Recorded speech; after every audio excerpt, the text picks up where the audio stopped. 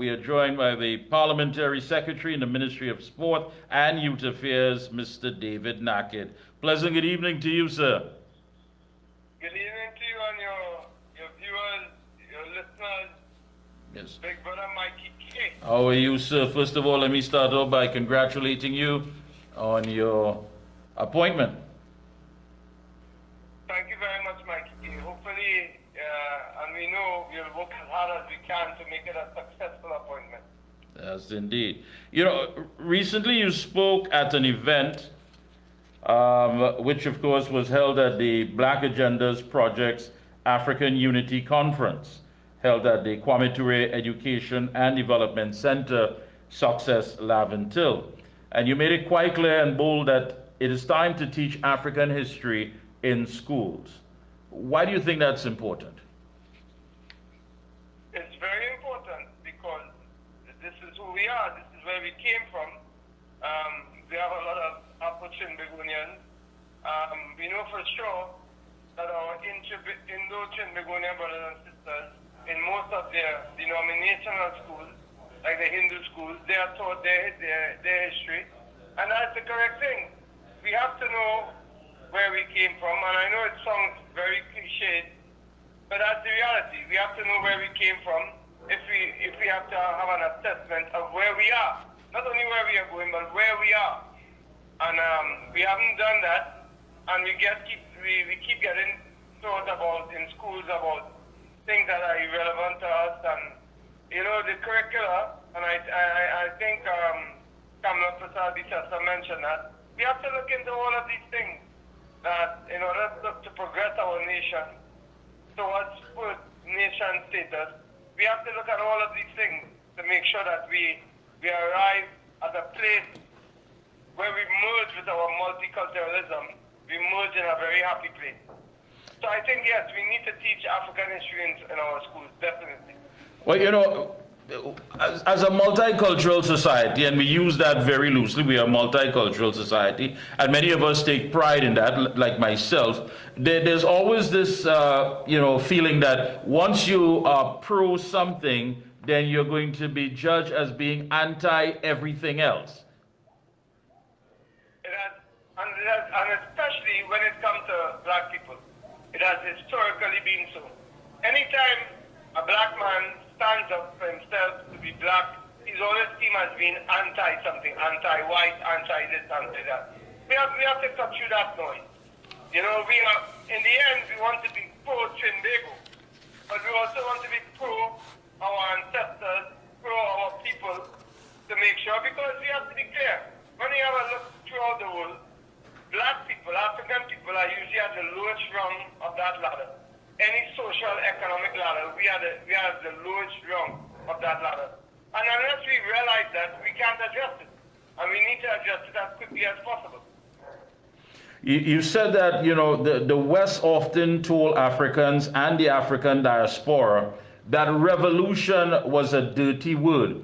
Do you believe that perhaps the way it's perceived as something as being violent as the case may be? Because what we're hearing and what we're seeing now with this new administration is that the Honorable Kamala Prasad Bisasa, the Prime Minister, it seems to be saying, listen, it's time for a revolution, which is an economic revolution. Those who have been pulling the economic strings, those who have been benefiting and depriving the other 99% of their share, their full equity, the time for that has stopped.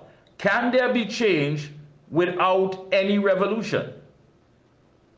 Well, revolution means change. So there can be no change without revolution.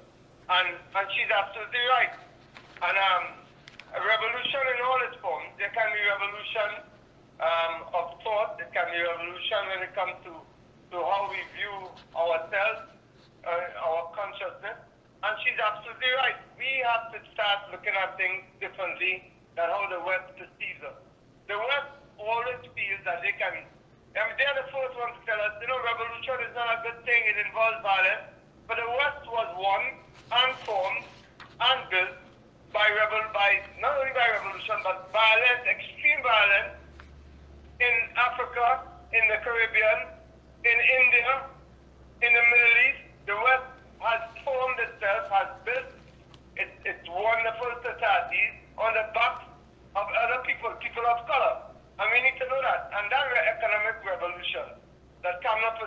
Justice is talking about, she's absolutely correct.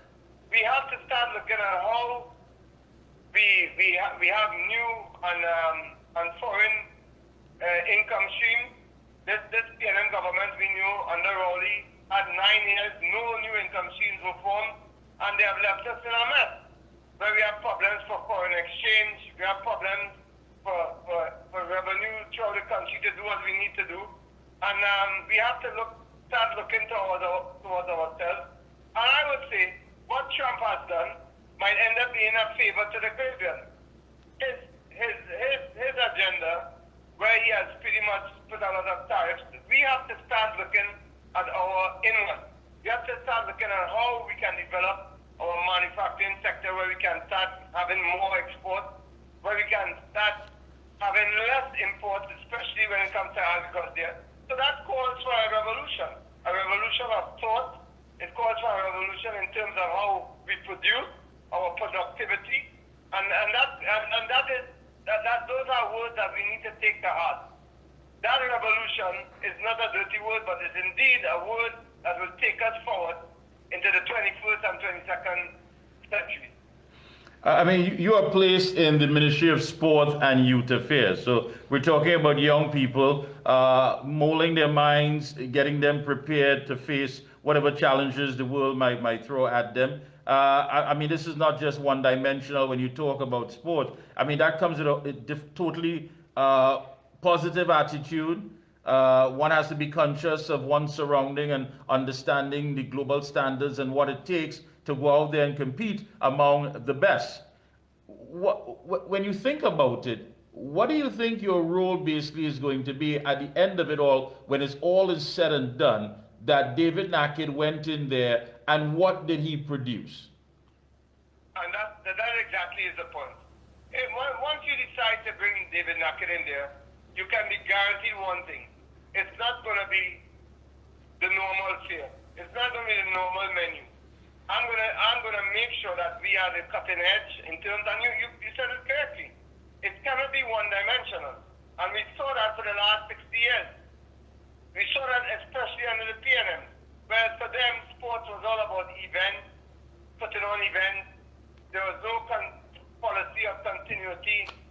There was no policies going into at the earliest level into the primary schools, connecting the primary schools to community, connecting and having sports used as the vehicle to connect the primary schools and the community, upgrading facilities in the community.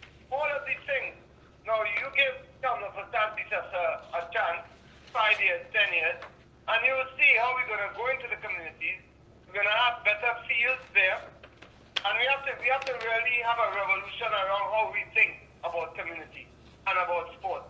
And I like that point you made about we cannot be one-dimensional. That is, sports is just like a hobby. We go on and we play. I mean, look at Trinidad and Tobago. We have people in Trinidad and Tobago at the age of 25. They're not playing any more competitively. They're playing set match at 25.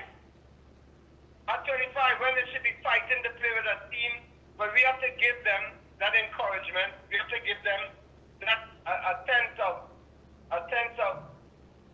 consciousness where they feel they can contribute to the national programs. And so sports, I believe, is going to be the driver behind Trinidad and Tobago meeting its target to be a full-tour country. Yeah, Jamaica progressed along those lines. I mean, look at Jamaica. Jamaica's high school track and field event is a global event. Everybody around the world watches Jamaica's high school track and field event. Imagine that, Brother Mikey.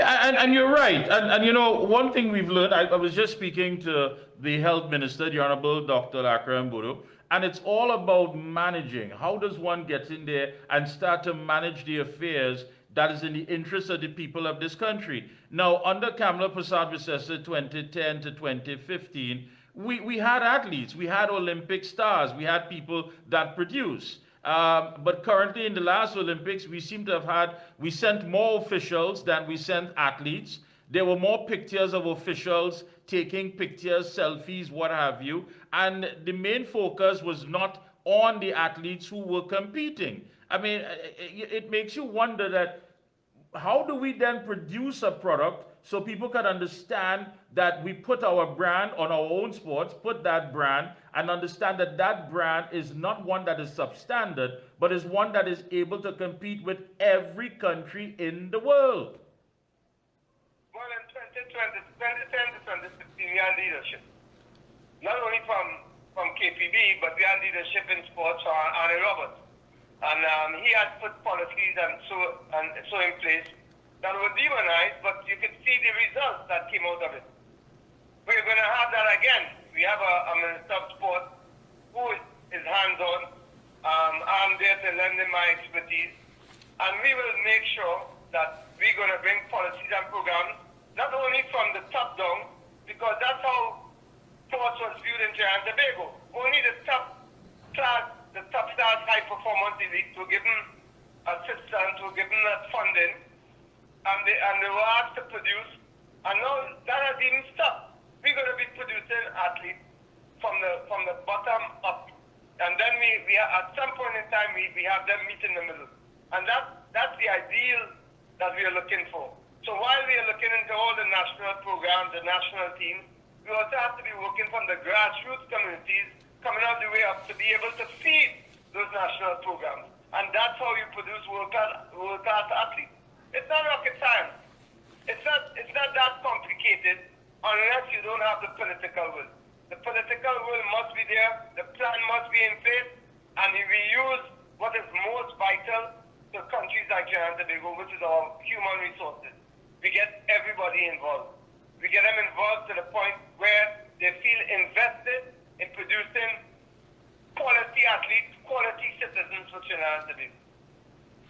You know, when you talk like that, really and truly, it gives us a sense of hope. I mean, I'm sure people who are locked on, you know, and young people are inspired. And I think that's what they're looking for, that focus to be placed where it needs to be placed. You know, it's not a matter of having people just say, listen, you know, based on your natural talent, see how best you could make out.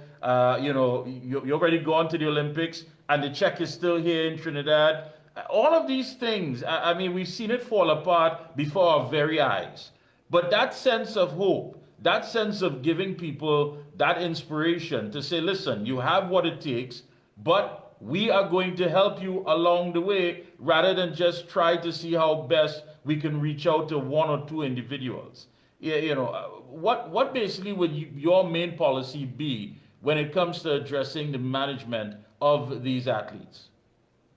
Well, first you have to call for accountability. You remember how we are set up in Trinidad and Tobago? We have our NSOs, our National Sporting Organization. Right. They have to be accountable for their books, for all of that, and they have to be able to buy into the philosophy that the Ministry of Sport will produce, will have, in making sure that sport touches everyone, from the top start, high performance athletes to the people who are just interested in keeping healthy, being healthy, becoming student athletes. We have to make sure that we account for all of those people. And so we're looking for accountability, transparency, and cooperation from our NSOs. And these are sporting organizations who are tasked with the responsibility of pushing our athletes forward, our programs forward. They have to step up to the table as well, because we intend to be involved in all of the programs, casting a net. Because you mentioned it, Brother Mikey, that we don't have that participatory level that we once had, where everybody was playing sports. Now it's going down and down, so we have to cast a very wide net through the primary schools, the secondary schools, the communities, where we try to get as many people involved as possible. Then we make sure that we get people involved in positive things going throughout the community. You've been interacting with these young people, even of course as the shadow minister. What are some of the things that you've been confronted with, you know, across Trinidad and Tobago when dealing with, you know, how best to help these young individuals? Brother Mikey, there was a palpable sense of hopelessness under the parents. People who people who I remember, because I would come back and forth, it's a Trinidad and Tobago, who were excellent sportsmen, cricketers, footballers, netballers. They lost hope under the TNM because they never saw any kind of policy in place where there's a pathway they could go from primary to secondary to the university to professional. They never saw that. The TNM was never able to help them with that. There were no ideas. They were trying to copy-paste events. But now, confronting them, I hear their complaints. I hear they want the fields in their communities upgraded. I got a nice video from a young man in Diego Martin. He was telling me that he cut that field every Sunday morning so that they could play. They could play on that field. Wow. And he wanted to know if we could upgrade that field so he could get more people involved. When we do that, we bring back that sense of community, Brother Mikey. What that does, it lowers the crime level in those communities because people come together around football, cricket, netball, basketball. They come around that and they get to know each other, embrace each other, look out for each other. So it's a lot. Listen, if we use sport like the European countries do, Mikey, can you imagine? Should you stop sport, professional football, or at all levels in England, Belgium, Switzerland, you're going to have chaos. You're going to have chaos. They recognize how vital sport is to the national consciousness and national upliftment and national growth. They are very conscious of that, Europe, and we haven't yet become conscious of that. And you're right about that. So we look forward. I mean, I know there's some things that you want to implement right away. I know, of course, that you really and truly want to put your stamp on this along with the minister and get things going. What are any events that are coming up soon that we can look forward to? Well, we have the game against St. Kitts Nevis on the 6th. We urge everyone to come out support the national team. There's also the secondary schools track and field event coming up as well in June. Stay tuned for that. The guy there, the president there, is a very hands-on guy. Has messaged me quite a few times. So we have a lot of events coming on, and we're going to have more of a public awareness of those events so that the public, the citizens of Trinidad and Tobago, can be involved like they used to be long ago, Brother Mikey, when they had the Southern Games, the North-South tactics, all of these kind of things that we need to bring back to engender that sense of patriotism, nationalism for the country. We're going to be bringing all of those things back. All right. Any closing comments? Go right ahead. I say to Trinidad and Tobago, come on board from now. Not when we are close to becoming part of a big tournament or so. Come on board from now in your community, in your schools, volunteerism. Be part of your child's sporting excellence. Be part of their upbringing. And we're going to be using sport to do exactly that. And we just encourage everyone to come on board. Kamala Prasad Bisasa has a vision for the country, and sport is a big part of that. Thank you so much. We'll be checking in with you periodically. Best of luck. Get in there and make that difference. Thank you, Brother Mikey. Love in the house. See you. Take care. Right.